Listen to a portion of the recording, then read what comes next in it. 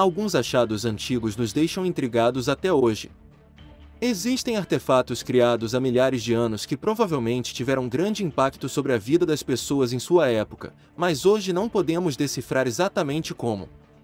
São coisas projetadas por nossos antepassados, que permanecem bem conservados, seja como objeto, local ou história, mas que mantêm seus mistérios. Neste vídeo iremos conhecer 8 achados antigos incríveis e misteriosos. Apoie o admirável mundo. Deixe o seu like e se inscreva no canal. Número 8. Pachas Gardens, Tessalonique. Não vamos usar isso contra você, caso você não tenha ouvido falar de Pachas Gardens em Tessalonique, na Grécia. Mesmo a maioria dos residentes da região não sabem que este local está lá. Pachas Gardens é um parque verde esquecido perto da cidade velha de Tessalonique, uma parte da cidade onde ainda podem ser vistos vestígios da arquitetura da era otomana. Ele está escondido atrás de um hospital e é um dos lugares mais misteriosos da cidade. O parque é pontilhado de estruturas de pedra incomuns e meio arruinadas. Essa arquitetura imaginativa no estilo de Gaudí gira em torno de uma fonte ornamentada cercada por um túnel que não leva a lugar nenhum. Há também uma cisterna para coletar água da chuva, uma área de estar e um pequeno portão que leva ao subsolo. Formas e símbolos misteriosos podem ser encontrados por toda parte. A área gira com uma energia espiritual e mística única. O arquiteto é desconhecido, e existem várias teorias sobre a história deste lugar. Alguns dizem que era um ponto de encontro ou templo de iniciação para os maçons otomanos, especificamente os místicos muçulmanos. Alguns acreditam que o parque foi criado por judeus sefarditas. Outros ainda sugerem que já fez parte das catacumbas da cidade. De acordo com uma inscrição em uma das paredes, as estruturas foram criadas em 1904, mas a criação do parque em si pode ser muito antes disso. A maioria concorda que já foi um grande jardim aberto, decorado com fontes e outras estruturas, com uma área de estar para admirar a vista da cidade. Mas as construções foram danificadas por migrantes que chegaram a Tessalonique no início do século XX, e usaram os materiais para construir casas. Os jardins ficaram desertos por muitos anos antes de serem restaurados pela cidade. Número 7. Símbolos em esculturas de Lawrence Brook, Nova Jersey. Sobre tantos achados antigos intraduzíveis, este parece ser um bom momento para apresentar as esculturas de Lawrence Brook. Você os encontrará em Novo Brunswick, no estado americano de Nova Jersey. Não muito antigas, esta série de cifras, símbolos e criptogramas foram esculpidas em arenito vermelho em 1876. Elas foram notadas na época, mas ninguém foi capaz de traduzi-las, e são ainda muito misteriosas hoje. Existem algumas palavras completas na série, mas não parecem ser de nenhum idioma conhecido. Especialistas da Comissão Cultural e de Patrimônio do Condado de Middlesex acreditam que quem os fez sabia o que estava fazendo. Existem semelhanças no estilo de Itália com muitas das lápides da época em que essas inscrições foram feitas. Isso leva os especialistas a especular que os grafiteiros de cinzeladura eram talvez escultores de lápides por profissão. Existem outras esculturas ao longo do riacho que retratam caveiras e ossos cruzados e outras mensagens do século XIX, incluindo as palavras Red Rover, o nome de um popular romance de piratas da época. Parece que a cidade de East Brunswick também entrou no negócio do grafite. Pode haver uma explicação simples dos símbolos, mas esse segredo será guardado para sempre pelos escultores. E por que eles fizeram isso, ninguém sabe. Essas esculturas antigas resistiram ao teste do tempo, do clima e do represamento do rio. O que os símbolos significam provavelmente permanecerá um mistério por eras. Número 6. Disco de Festus, Ilha de Creta. Ao sul da ilha de Creta, estão as ruínas do Palácio Minoico de Festus. O arqueólogo italiano Luigi Pernier encontrou ali, em 1908, um disco de argila que até hoje intriga especialistas e causa controvérsia. O disco de Festus teria sido feito há pelo menos mais de 3,5 mil anos. Ele tem as duas faces com inscrições hieroglíficas dispostas em uma espiral, cujo significado não é totalmente conhecido. Acredita-se que tenha sido fabricado no final da Idade do Bronze grega, entre os séculos 30 e 15 a.C. Mas arqueólogos como Jerome M. Eisenberg asseguram que se trata de uma fraude criada por Pernier. Outros especialistas, como Gareth Owens e John Coleman, afirmam que o disco pertence à cultura minoica e asseguram ter decifrado a inscrição, ao menos parcialmente. A cultura minoica data dos anos 2200 e 1450 C e é considerada a primeira civilização avançada da Europa durante a Idade do Bronze. Festus era uma das cidades mais importantes daquela época. O disco, contudo, permanece sendo um enigma, porque contém 61 hieróglifos que não foram identificados e não constam em nenhuma outra amostra de escritura minoica. Owens, que diz ter decodificado pelo menos 50% da mensagem, afirma que o disco fala sobre uma deusa grávida. Número 5. Panier Boy, Londres. A maior parte da arte de rua em Londres, na Inglaterra, tem uma história sobre isso. A escultura conhecida como Panier Boy provavelmente tem uma história por trás dela também. Mas ninguém sabe qual é a história. A escultura data do século XVII, e se alguma vez houve registros associados à sua criação, elas ficaram perdidas no passado. O Panier Boy é uma placa antiga em Panier Alley, perto da entrada da estação de metrô St. Paul. Acredita-se que ela retrata uma criança nua, provavelmente um menino padeiro sentado em uma cesta de pão. Abaixo do menino estão as palavras: "Quando te verdes procurado a cidade redonda". Ainda assim, este é o terreno mais alto. 27 de agosto de 1688. A citação é do historiador inglês John Eastoe e data de 1598, quase um século antes da data abaixo na placa. Este é o terreno mais alto, refere-se à crença de longa data de que Landgate Hill era a colina mais alta da cidade de Londres, mas na verdade é Cornhill, que atualmente fica a 17,7 metros acima do nível do mar. Além da Catedral de São Paulo, não resta muito na cidade de Londres dos séculos XVI e XVII. Guerras, incêndios e redesenvolvimento mudaram drasticamente a arquitetura, com edifícios de grande escala sendo completamente eliminados ao longo dos anos. É impressionante quando um pequeno pedaço da herança de Londres consegue sobreviver. Apesar do carimbo de data do final do século XVII, o mistério das origens e localização original do Panier Boy ainda continua. Esta efígie de pedra foi remontada de prédio em prédio à medida que o ambiente circundante mudou ao seu redor.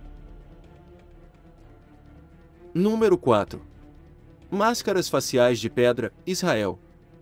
9.000 anos atrás, uma vila de fazendeiros neolíticos prosperou no deserto da Judéia e nas colinas da antiga terra de Israel. Usando ferramentas primitivas de pedra, eles confeccionaram máscaras faciais de pedra, talvez como uma forma de adoração aos ancestrais, embora ninguém saiba ao certo. As máscaras foram feitas por povos neolíticos 9.000 anos atrás, e como todas as características das máscaras são diferentes, elas provavelmente são todas destinadas à representação de pessoas diferentes. Arqueólogos e antropólogos supõem que as máscaras, de 2 a 4 quilos cada uma, surpreendentemente semelhantes, mas distintas em forma, tamanho e características, podem ter sido usadas em rituais de culto mágicos e de cura. Cada uma das máscaras tem buracos, possivelmente para permitir que um cordão seja passado através deles e assim torná-los mais fáceis de usar. Alternativamente, os orifícios podem ter permitido que cabelo fosse preso à máscara para deixá-la mais convincente. Felizmente para nós, as máscaras foram feitas de pedra, o que permitiu que pudéssemos ver elas ainda hoje. Outros grupos provavelmente fizeram máscaras semelhantes de outros materiais que não duraram.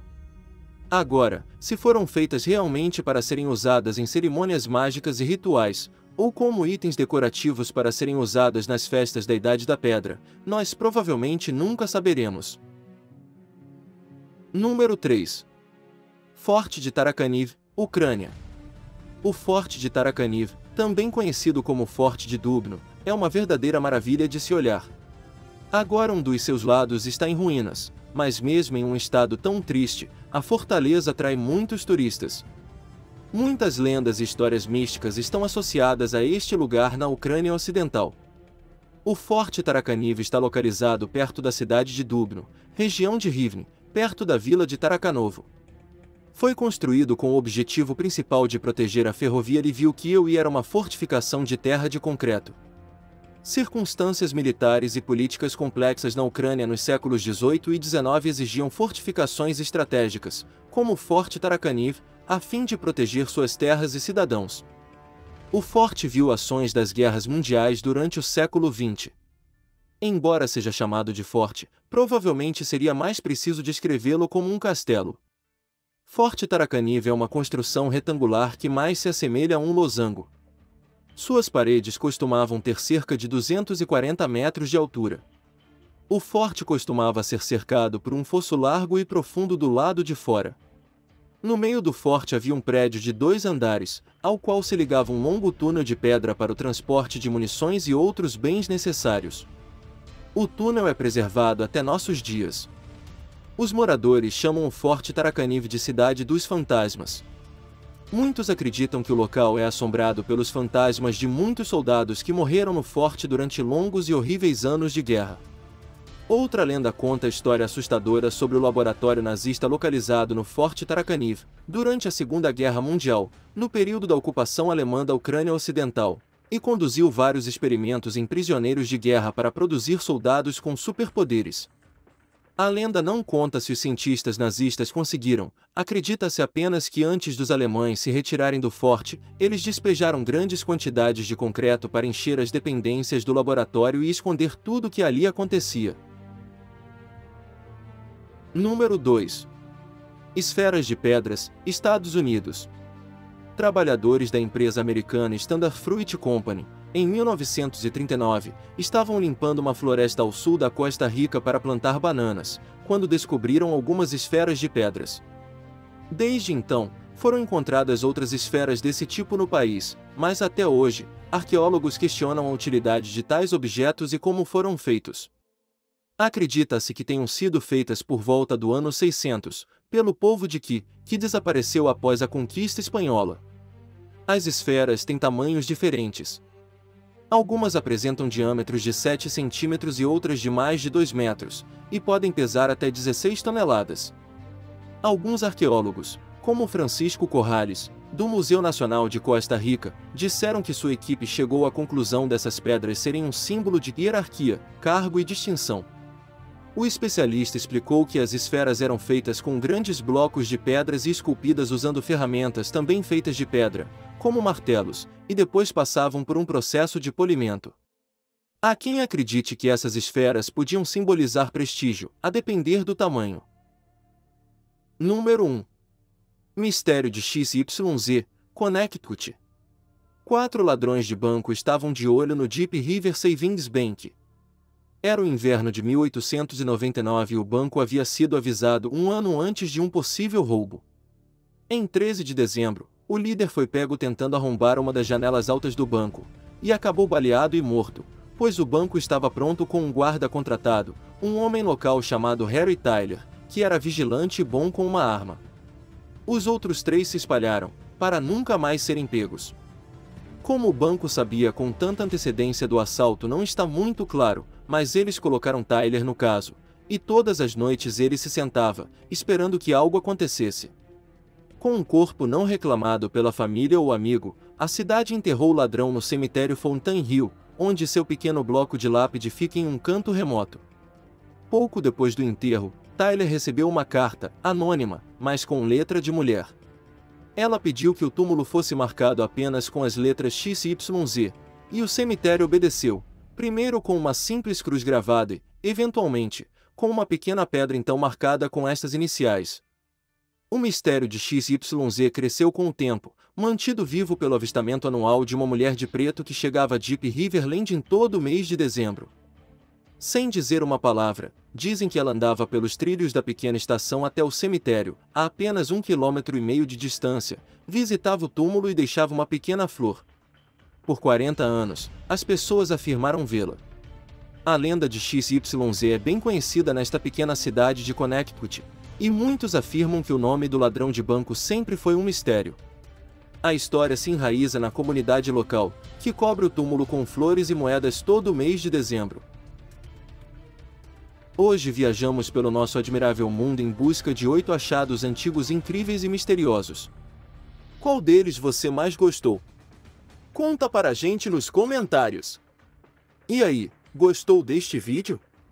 Então deixe o seu like e se inscreva no canal. E não esqueça de ativar o sininho. Até a próxima!